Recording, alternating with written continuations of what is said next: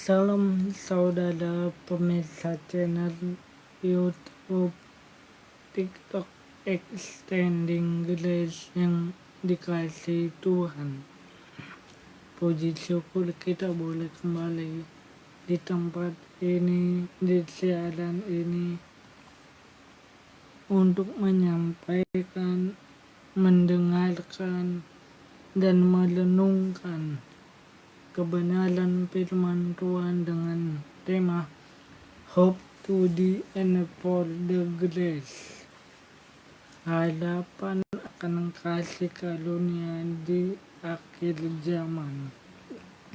Pengharapan akan kasih karunia di akhir zaman.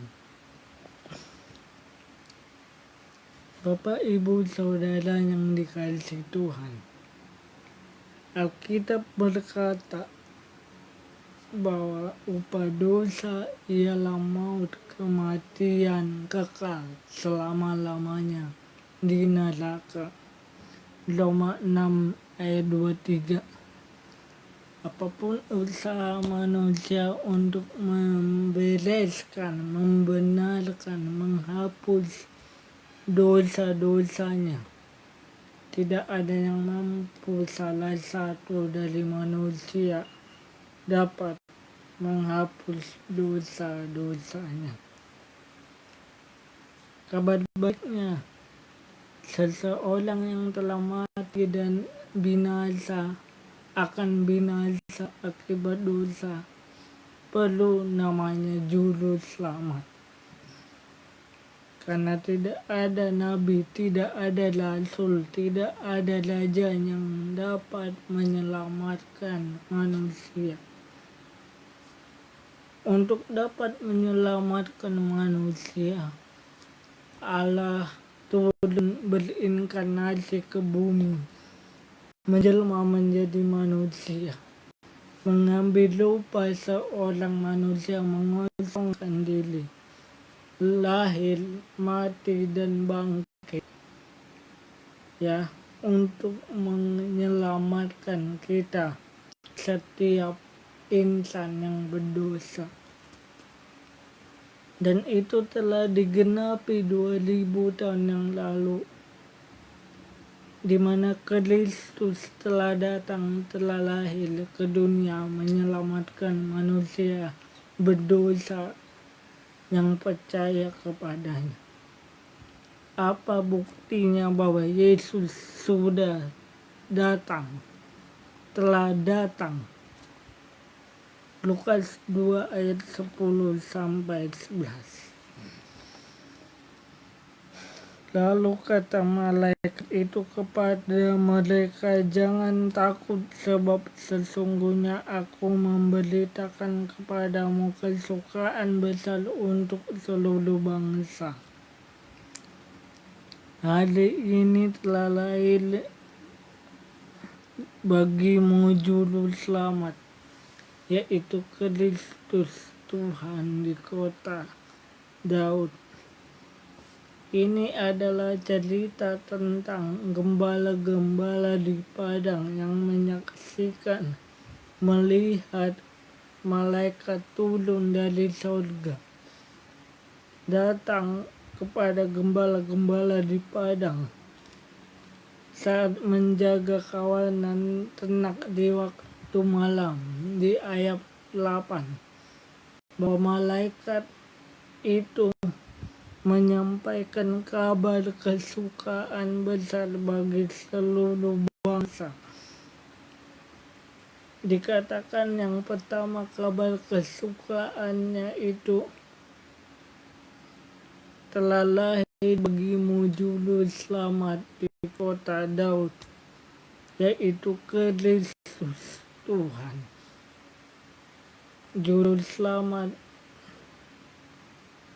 yang menunjuk kepada Kristus disebut Kristus atau Mesias. Dia datang untuk menyelamatkan manusia yang berdosa,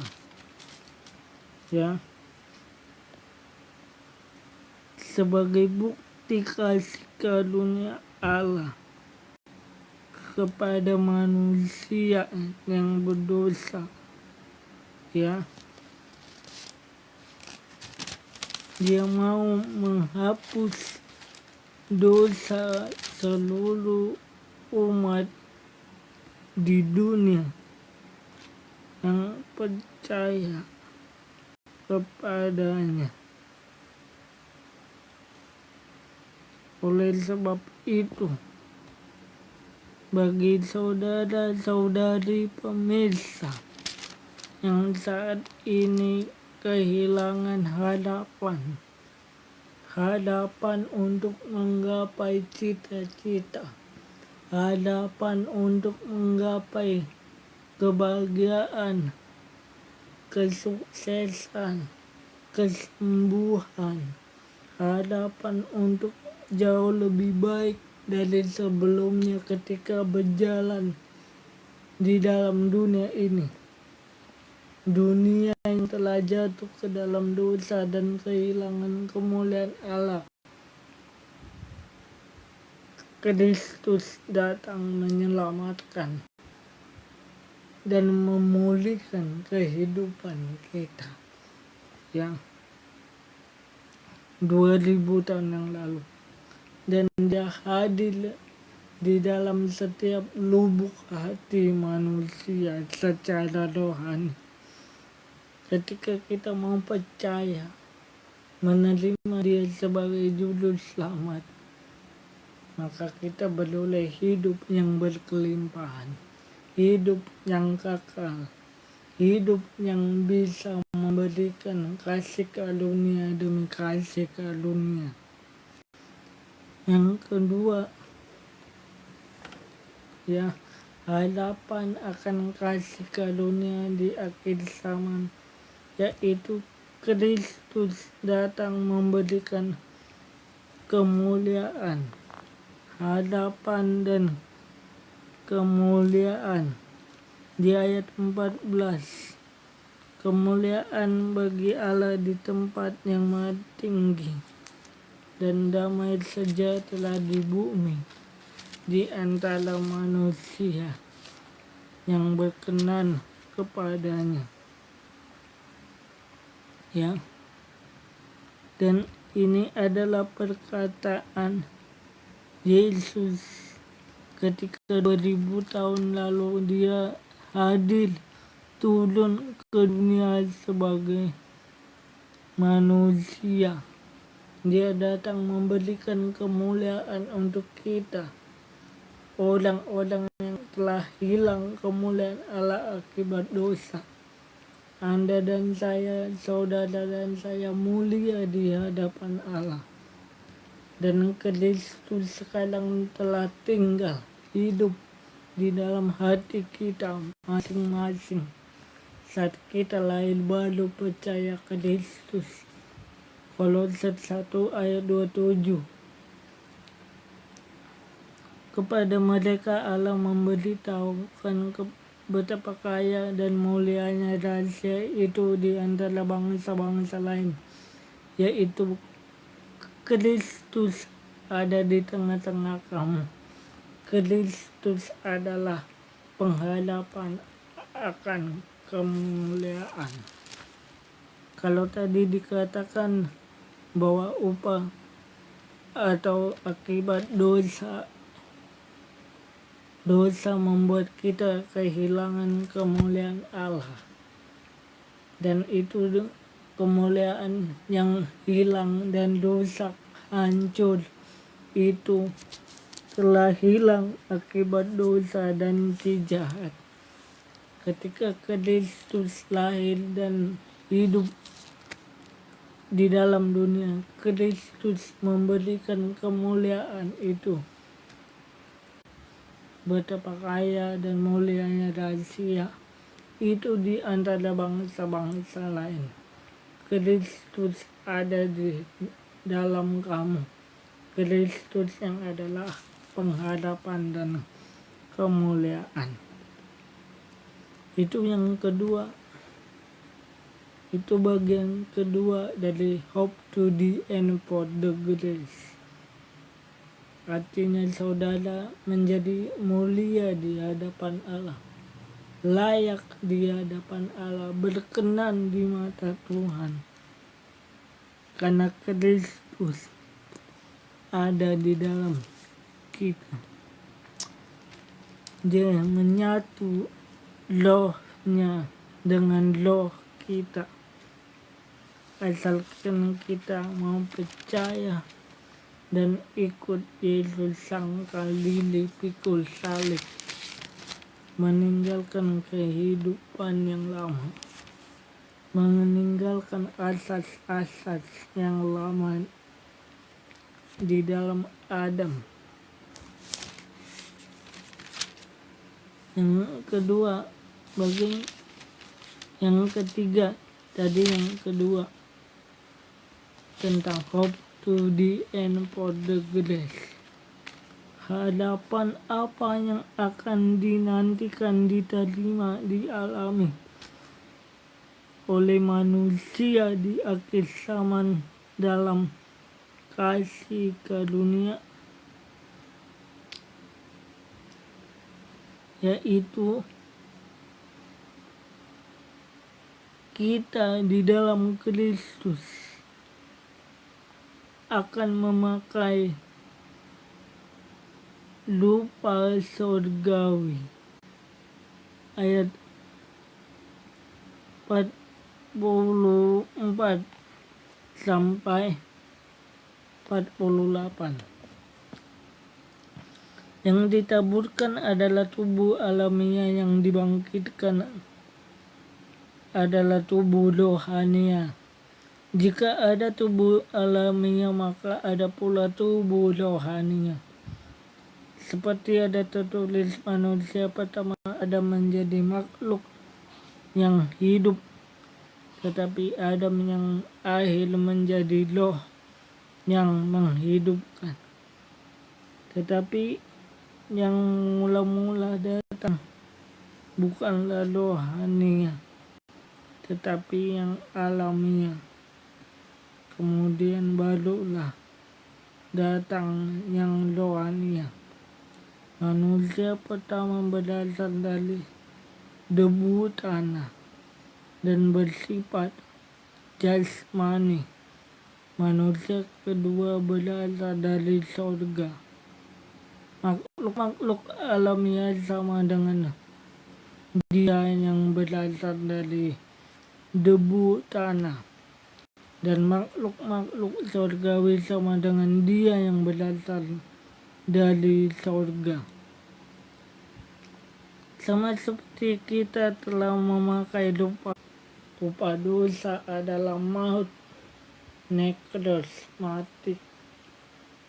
Tapi kabar baiknya, manusia terakhir, Kristus adalah roh yang menghidupkan.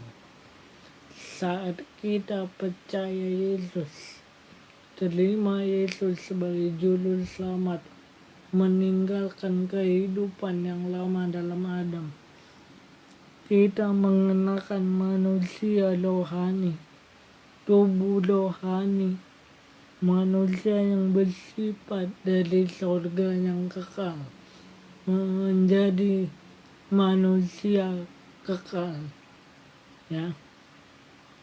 Sekalipun tubuh ini akan mati dalam kefanaan, karena tubuh ini masih tubuh yang berasal dari kefanaan akibat dosa, karena tubuh belum ditebus, tapi roh telah ditebus, ya. Saudara-saudara, inilah yang hendak kukatakan kepadamu, yaitu bahwa daging dan darah tidak dapat bagian dalam kerajaan Allah, dan bahwa yang binasa tidak mendapat bagian dalam apa yang tidak binasa. Sesungguhnya aku menyatakan kepadamu suatu rahasia, kita tidak akan mati selamanya. tetapi kita semuanya akan diubah dalam sekejap mata pada waktu bunyi napili yang terakhir, sebab napili akan berbunyi dan orang-orang mati akan dibangkitkan dalam keadaan yang tidak dapat binasa, dan kita semua akan diubah. Ya, jadi hope to the end for the grace yang selanjutnya keempat adalah yaitu kita memakai manusia surgawi. Ya, kita memakai manusia yang berasal dari surga pada saat Yesus datang kedua kali. Ketika kita benar-benar sungguh-sungguh percaya Yesus. Saudara dan saya percaya Yesus. Saudara dan saya pasti mengenakan manusia atau tubuh rohani yang akan diangkat pada napili atau trompet sangkakala ditiup. Ketika Yesus datang ada kebangkitan orang mati. Saudara percaya kita akan dibangkitkan pada akhir zaman.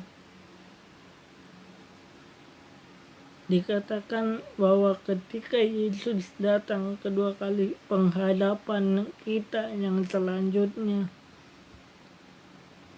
kita semua akan diubah, ya, dan akan dibangkitkan dengan keadaan dalam keadaan yang tidak dapat binasa. Karena saat kebangkitan itu ada dua hal yang akan dialami manusia ketika Yesus datang kedua kali. Saat kebangkitan orang-orang mati dari kubur, TikTok, YouTube, Extending Grace, kita orang-orang yang lahir baru terima Yesus, dilahirkan dari Roh, dari Kristus sendiri, kita akan dibangkitkan, dihidupkan pada akhir zaman dengan tubuh yang tidak binasa. Dan sebaliknya, kalau pemirsa channel TikTok, YouTube Extending Grace, pemirsa yang belum percaya Yesus, tidak percaya Yesus, tidak terima Yesus, tidak lahir baru, kita akan binasa karenanya. Saudara-saudari binasa karenanya. Karena Yesus berkata bahwa maut telah ditelan dalam kemenangannya. Ya. Ayat 54. Dan sesudah yang tidak dapat binasa ini mengenakan yang tidak dapat binasa, dan yang dapat mati ini mengenakan tidak dapat mati, maka genaplah firman Tuhan yang tertulis, maut telah ditelan dalam kemenangan. Hai maut, di manakah kemenanganmu? Hai maut, di manakah sengatmu? Ya. Jadi mengapa kita percaya, yakin bahwa Yesus akan datang kedua kali, membangkitkan kita, menghidupkan kita? Karena Kristus telah mengalahkan maut. Itu yang bagian yang pertama, mengapa kita yakin percaya ada kebangkitan orang mati. Tetapi syukur kepada pada Allah yang memberikan kepada kita kemenangan oleh Yesus Kristus Tuhan kita. Ya, Allah memberikan kemenangan lewat kebangkitan Kristus dari kematian atas dosa dan maut. Asalkan kita mau menerima, mengikuti kehendaknya, melakukan kehendaknya, percaya kepada Dia yang diutus Allah. Ya. Dan yang terakhir, berdirilah teguh, jangan goyah. Ya. Supaya benar-benar kita mengalami kebangkitan orang mati. Supaya kita benar-benar memperoleh kebangkitan orang mati. Berdirilah teguh dan jangan goyah.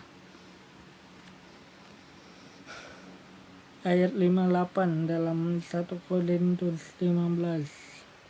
Karena itu saudara-saudaraku yang kekasih, berdirilah teguh, jangan goyah, dan giatlah selalu dalam pekerjaan Tuhan, sebab kamu tahu bahwa dalam persekutuan dengan Tuhan jerih payahmu tidak sia-sia. Banyak akhir-akhir ini orang di luar sana murtad. Mereka mengikuti antikris tanda 666 yang menolak ketuhanan keilahian Kristus, yang menolak Kristus, bertentangan dengan Kristus. Tapi kita orang-orang yang percaya, yang berdiri teguh, tetap berdiri teguh, jangan goyah. Jangan diombang-ambingkan oleh angin pengajaran yang menolak keilahian Yesus, keteritunggalan Allah, yang menolak penguasa dunia ini, yaitu Kristus sendiri, Allah yang berinkarnasi sebagai manusia, yang telah menyelamatkan, menghapus dosa-dosa dunia. Kalau kita benar-benar teguh, tekun, kuat dalam pengiringan akan Tuhan, maka kita akan beroleh kepastian keselamatan. Ya. Karena banyak orang-orang di luar sana mulai dingin kasihnya kepada Tuhan. Kasih mula-mulanya sudah kendor. Tidak ada lagi hal-hal yang berbau rohani, adat istiadat manusia. Ini perkataan Yesus kepada ahli Taurat orang Farisi, yang terlihat dia aktif melakukan ibadah, peribadatan di sinagoga, menjalankan hukum Taurat, kitab-kitab para nabi, tapi hatinya jauh daripada Allah, jauh daripada Yesus, bahkan bertentangan dengan Yesus tanpa kita sadar. Saudara ataupun saya sering demikian, mengalami demikian. Kita mengikuti ibadah-ibadah hanya sekedar formalitas, hanya sekedar ritual rutinitas, hanya dorongan dari pihak orang tua semata, tapi tidak mengalami Kristus di dalam kita. Ya, kita hanya mengikuti ritual-ritual seremonial, ya, menjalankan tradisi-tradisi gerejawi, tapi mengesampingkan perintah Allah. Ya,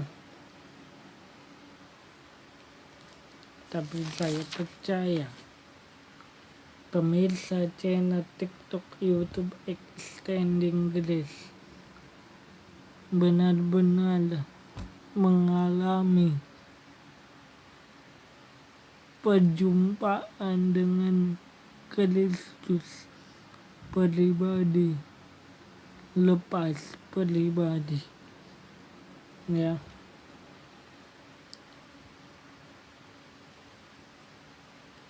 yang kedua itu, yang ketiga, untuk dapat kita benar-benar mengalami penghadapan akan kasih karunia di akhir zaman, ya,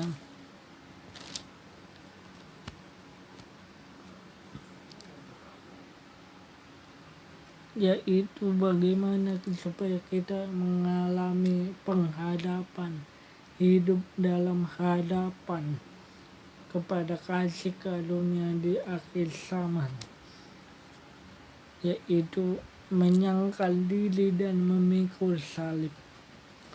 Markus 8 ayat 34, ya. Lalu Yesus memanggil orang banyak dan murid-muridnya dan berkata kepada mereka, setiap orang yang mau mengikut aku, ia harus menyangkal dirinya, memikul salibnya, dan mengikut aku. Jadi mengikut Yesus, menyangkal diri dan memikul salib adalah sarana, prosedur, syarat untuk memperoleh penghadapan akan kasih karunia di akhir zaman. Maka penghadapan itu menjadi milik saya dan saudara pemirsa yang dikasihi Tuhan. Terima kasih Tuhan.